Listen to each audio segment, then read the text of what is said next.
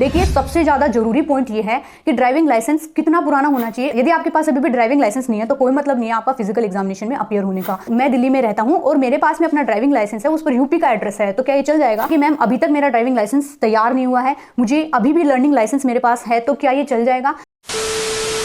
Hey everyone, this is Bhagyashree. Hope you all are doing very well.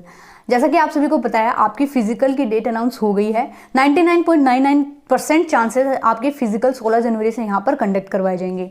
अब physical के time पर boys को driving licence की बहुत ज़रूरत होती है और कंपलसरी ही होता है बॉयज़ के लिए। यदि आपके पास अभी भी ड्राइविंग लाइसेंस नहीं है तो कोई मतलब नहीं है आपका फिजिकल एग्जामिनेशन में अपीयर होने का, क्योंकि जब आपकी फिजिकल एग्जामिनेशन कंप्लीट हो जाती है, हाइट एंड मेजरमेंट कंप्लीट हो जाता है, उसके बाद जब आप डॉक्यूमेंट वेरिफिकेशन वाले सेशन में जाते हैं तब आपके पास में आपका ड्राइविंग लाइसेंस होना चाहिए, स्पेशली मेल के लिए। गर्ल्स के लिए यहाँ पर कोई भी बाउंडेशन नहीं होती है।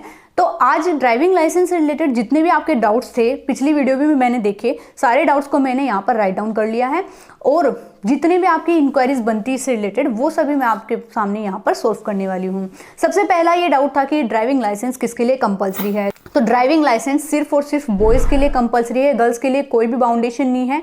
जी हाँ, जिन लड़कियों के पास अगर ड्राइविंग लाइसेंस है तो जब आपके डॉक्यूमेंट वेरीफाई करवाए जाते हैं आप वहाँ पर शो कर दीजिए कि हमारे पास में ड्राइविंग लाइसेंस है और आपका वहाँ पर चढ़ जाएगा, आपके साइट पर अपलोड हो जाएगा कि इनके पास में ड्राइविंग लाइसेंस है। और उन लड़कियों को क्या होगा, आने वाले टाइम पे जब उनकी ड्यूटी होती है तो पीसीआर में वेन या पीसीआर जो स्कूटी होती है वो इत्यादि चलाने के लिए दे दी जाती है। अब हम बात करते हैं बॉयज़ की, तो बॉयज़ के लिए कंपलसरी है, ड्राइविंग लाइसेंस उनके पास होना ही चाहिए। दूसरा क्वेश्चन ये है कि ड्राइविंग लाइसेंस कितने प्रकार के होते हैं और हमारे लिए कौन सा चलेगा। तो ड्राइविंग लाइसेंस मेनली 3 प्रकार के होते हैं, LMV, HMV and heavy motor vehicle, या जिसे हम कमर्शियल भी कह देते हैं। तो आपकी एग्जामिनेशन के लिए अगर मैं बात करूँ तो आपको कौन सा लाइसेंस यहाँ पर चाहिएगा, आपकी नोटिफिकेशन में साफ साफ यहाँ पर मेंशन है, आपका motorcycle with gear plus LMV यानी लाइट मोटर व्हीकल का होना चाहिए, यानी कि आपके पास में मोटरसाइकिल विद गियर के साथ में कार का लाइसेंस यहाँ पर होना चाहिए, तो यही आपका लाइसेंस चलेगा। थर्ड ये क्वेश्चन था कि मैम अभी तक मेरा ड्राइविंग लाइसेंस तैयार नहीं हुआ है, मुझे अभी भी लर्निंग लाइसेंस मेरे पास है, तो क्या ये चल जाएगा। तो मैं आपको बता देती हूँ, जब तक आपने फॉर्म फिलअप किया था आपके पास लाइसेंस है या नहीं है ये बात मायने नहीं रखती है। अब जब आप फिजिकल एग्जामिनेशन में अपीयर होते हैं, जब आपके डॉक्यूमेंट वेरीफाई होते हैं, उस टाइम पे आपके हाथ में आपका ओरिजिनल लाइसेंस यहाँ पर होना चाहिए।